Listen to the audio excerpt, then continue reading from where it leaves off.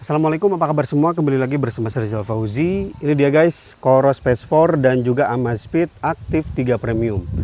Kalian seneng banget ya untuk pengen dibandingin dengan Coros Space 4. Kemarin pada request Huawei Band 11 Pro dan sekarang giliran Amazfit Active 3 Premium.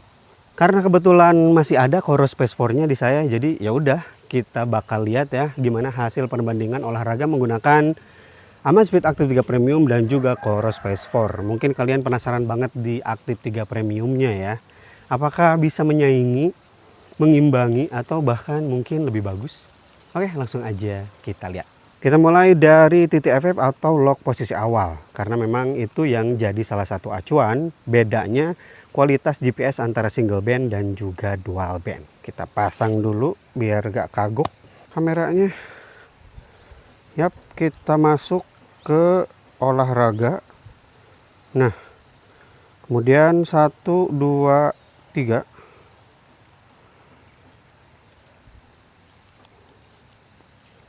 Oke, Amazfit duluan, kemudian langsung disusul oleh Coros Space 4. Single band duluan ya. Oh ya, kedua wearable ini udah up to date ya untuk GPS-nya atau data GPS-nya. Udah saya pakai lari. Jadi saya pakai lari dulu baru pengetesan ini. Udah saya update juga di aplikasi. Percobaan kedua. Wah, Amazfit idle. Kemudian gak lama langsung disusul sama Coros nih. Ya sama dengan Amazfit Active Max ya.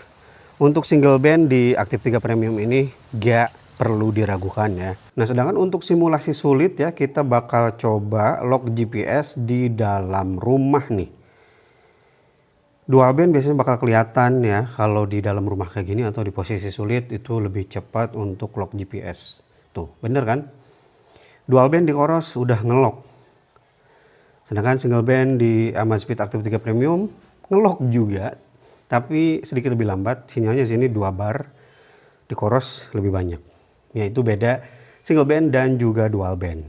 Jadi ya kalau kalian pengen lebih aman, gak was-was, ya ambil yang double band, dual band ya. Kemudian untuk performa pace display-nya keduanya sama-sama bagus ya. Pace delay-nya kerasa sangat minim, baik itu di awal atau pas dibawa konstan ya, dari cepat ke lambat atau dari lambat ke cepat. Tapi kalau saya lihat ya, pas dari cepat ke lambat itu lebih cepat perubahan di Active 3 Premium. Tapi kalau dari lambat ke cepat lebih cepat delay-nya di Coros Space 4. But overall untuk Amazfit Active 3 Premium ini pace-nya bagus ya meskipun dia masih single band. Ini dia hasil benchmarknya, langsung kelihatan ada yang merah paling atas nih ya, kenaikan dan juga penurunan atau altitude. Tapi sebenarnya nanti kita bahas lah ya di bagian akhir, kalau mengacu kepada Google Earth itu untuk pembacaan altitude-nya lebih bagus Amazfit Active 3 Premium. Kita lihat untuk cadence di sini saya masih belum paham nih untuk aplikasi ini. Kenapa cadence ini hitungannya tuh RPM bukan SPM dan juga angkanya kecil banget nih 78. Kemudian karena ini Coros jadi datanya lengkap banget ya. Ada ground contact time, di sini tidak ada untuk file TCX dari Amazfit. Average heart rate beda 1 BPM 0,7 hijau jadi nice, bagus banget. Kemudian average pace juga beda 1 detik. Di file GPX-nya di sini 8 menit 10 detik ya. Tapi di aplikasi 8 menit 9 detik dan ini juga 8 menit 9 detik. File mentahnya 8, 8 dan 8, 10. Di Coros ada average power, di Amazfit tidak ada ya. Dan untuk hasil jaraknya di sini 3,03 untuk Coros, 3,02 untuk Amazfit Active 3 Premium. Perbedaannya cuma 4,8 meter, 0,2%. Nice banget nih. Mana yang lebih akurat? Nanti bakal saya bahas. Altitude maksimum di sini beda banget ya, 1020 meter dan 1002 meter mdpl. Minimum heart rate sama dengan maksimumnya, beda 1 BPM, 1,02%. Sisanya ya ini kelihatan banget ya, datanya lebih lengkap data dari Coros daripada Amazfit Active 3 Premium. Oke, sekarang kita lihat hasil trackingnya. Dual band GPS dengan single band. Untuk line warna oranye ini Coros dan juga warna biru ini Amazfit Active 3 Premium. Untuk titik awal keduanya bagus ya. Saya start dari situ dan udah kelihatan langsung di sini penyimpangan justru terjadi di dual band GPS Coros di awal-awal. Ya, penyimpangannya lumayan banget nih, jauh ya. Ini tracknya di sini, tapi Coros ngebaca ke sebelah sini. Ini bahkan ada belok dulu, ini kemana ini ya. Kemudian untuk overall single band di Amazfit Active 3 Premium di sini smooth, dan di awal-awal jujur ya, ini lebih akurat Amazfit Active 3 Premium daripada Coros. Begitu juga di sini, sama ya. Saya lari dari sebelah kiri. Ini Coros malah ke sini. Kemudian di sini stabil keduanya bagus, dan baru ada penyimpangan yang cukup parah Amazfit Active 3 Premium pas masuk ke jalan utama di sini nih. Justru kenapa di jalan utama malah kurang bagus ya? Baik Coros ataupun Amazfit sama-sama error di sini ya. Harusnya dari sini belok ke sini dikit ya, di sebelah kanan jalan, di sebelah kiri jalan sorry. Ini malah dua-duanya ke kanan, apalagi Amazfit terus-terusan di kanan nih. Coros oke, bener. Kemudian gak lama dari situ stabil lagi, bener ya posisinya di sebelah kiri. Sisanya stabil bagus ya keduanya. Dan kita lihat titik akhir. Untuk titik akhir keduanya presisi, gak ada yang lebih depan atau lebih ke belakang. Nice. Nah, tapi kembali ke pertanyaan tadi ya.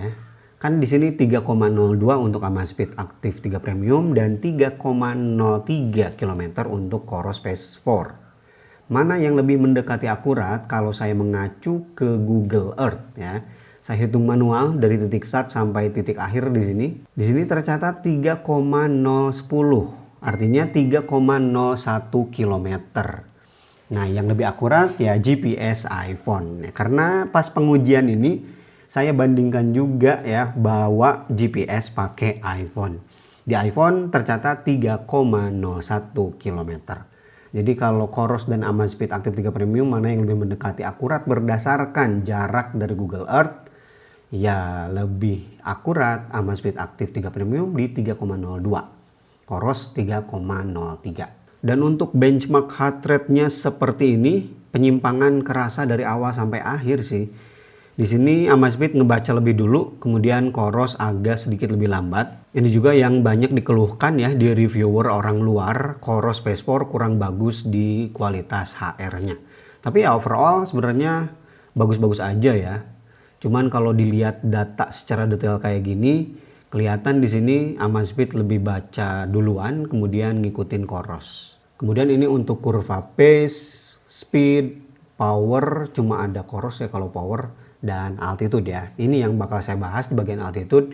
Kita masuk ke titik awal ya 0000. Di titik awal ini Coros Phase 4 membaca ya altitude-nya atau ketinggiannya tuh 1017 meter. Sedangkan Amazfit Active 3 Premium 995 meter. Dan untuk benchmark altitude kembali ya saya pakai Google Earth. Kita masuk ke titik start. Di sini titik start itu 992,51. Dan kalau saya masukin data dari iPhone 17 Pro saya di 900-an ya, nggak lewat dari 1000. Bahkan justru yang lebih mendekati adalah Amazfit Active 3 Premium ya. Tadi di Google Earth titik start itu 992,50-an. Oke, thank you bagi yang udah nyimak video ini sampai selesai. Kalau kalian punya insight sendiri, punya analisis sendiri, boleh juga ya share di kolom komentar. Dan Rizal Bossi pamit. Wassalamualaikum warahmatullahi wabarakatuh.